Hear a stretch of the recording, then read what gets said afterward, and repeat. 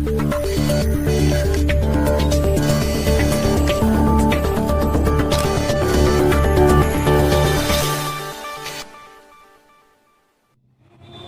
दोस्तों, आप देख रहे हैं न्यूज़ 47 और मैं हूं आपके साथ साक्षी। 21 दिवस कारगिल के विजय होने के 21 दिवस पूरे होने वाले, तो आइए जानते हैं उसके बारे में।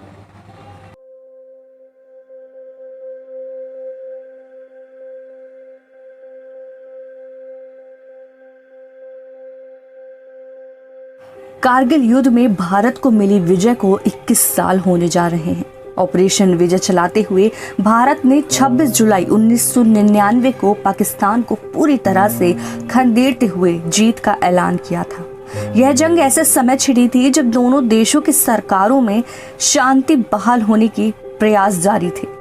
तत्कालीन प्रधानमंत्री अटल बिहारी वाजपेयी पाक पीएम नवाज शरीफ के न्योते पर लाहौर गए।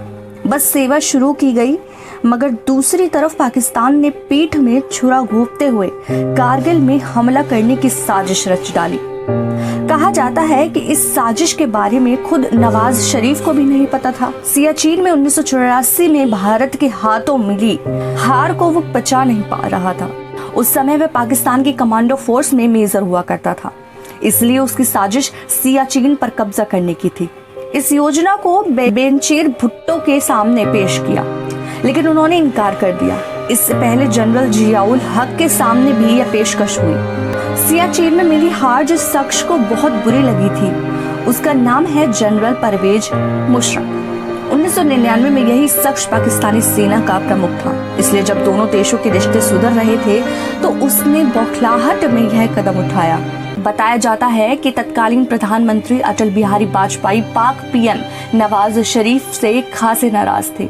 उन्होंने नवाज शरीफ को फोन कर काफी सुनाया। जेपी ने कहा, एक तरफ लाहौर में गले मिलते हो, दूसरी तरफ कारगिल की पहाड़ियों पर कब्जा करते हो। नवाज शरीफ जब इस पर सफाई दे रहे थे तभी वाजपेयी ने कहा कि एक साहब मेरे पास बैठे हैं और वो आपसे बात करना चाहते हैं। नवाज शरीफ ने जब उस शख्स की फोन पर आवाज सुनी तो वो सख्ते में आ गए। फोन पर मशहूर अभिनेता दिलीप कुमार थे। उन्होंने कहा, आपसे ऐसी उम्मीद नहीं थी। देश की सैन्य शक्ति और सीमा पर मुस्तैदी के मामले में अब हम कहां खड़े हुए हैं। विषयों पर कारगिल युद्ध के दौरान डायरेक्टर जनरल मिलिट्री ऑपरेशन की भूमिका निभाने वाले पूर्व सेना प्रमुख जनरल NC विज और इस युद्ध के एक और महानायक पूर्व वायुसेना प्रमुख air chief marshal general Vij. Kargil युद्ध का स्थान पूरी दुनिया के इतिहास में अलग है। अचानक युद्ध सामने आ गया। अक्सर दो देशों के बीच यदि युद्ध होता है तो इसकी तैयारी पहले से चलती रहती है, किंतु कारगिल युद्ध के बारे में कुछ भी नहीं पता था। दुश्मन 16 से 18,000 फीट की ऊंचाई पर था और हम 6 से 7,000 फीट नीचे। सहज के अंदाजा लगाया जा सकता है कि दुश्मनों को मारना कितनी बड़ी चुनौती थी। एक एक जवान ने अपना सर्वश्रेष्ठ देने का प्रयास किया था। उस जीत का परिणाम है कि अब चीन भी हमसे सामने से युद्ध करने की हिम्मत नहीं जुटा सकता है। 21 बरस में थल सेना की ताकत बढ़ी है, लेकिन ताकत से अधिक चुनौती बढ़ी है। अब सेना के सामने चीन और पाकिस्तान के साथ एक साथ युद्ध करने की चुनौती है। कम समय के लिए यदि लड़ाई हुई तो दोनों भारतीय सेना पानी पिला देगी। इतनी तैयारी हमेशा रहती है। अत्याधुनिक हथियारों की कमी नहीं है। सेना हर तरह की लड़ाई को लेकर प्रतिष्ठित है। हालांकि अब देश के भीतर मिसाइल सहित कई प्रकार के अत्याधुनिक हथियार बनाए जाने लगे।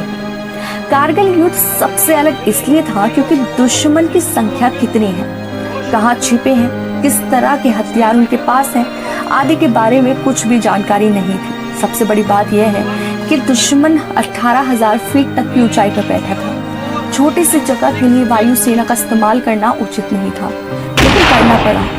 यदि वायुसेना का इस्तेमाल नहीं किया जाता तो अपने देश के जितने जवान हताहत हुए उसमें 10 गुना की बढ़ोतरी हो जाती। वायुसेना को 18,000 फीट की ऊंचाई पर कभी अभ्यास नहीं था।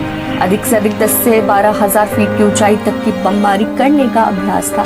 कारगिल युद्ध के बाद देश की ताकत काफी बढ़ी है। तीनों सेना की ताकत में काफी इजाफा हुआ है। आज भारतीय सेना दुनिया की ताकतवर सेनाओं में से एक है। स्टार सिस्टम काफी मजबूत हुआ है। ट्रांसपोर्ट सिस्टम को काफी मजबूत किया गया है। मिसाइलों की संख्या में काफी इजाफा हुआ है। हेलीकॉप्टर की संख्या बढ़ी है और हर मौसम में भारतीय सैनिक किसी भी इलाके में दुश्मन से बेहतर तरीके से मुकाबले करने में सक्षम हैं।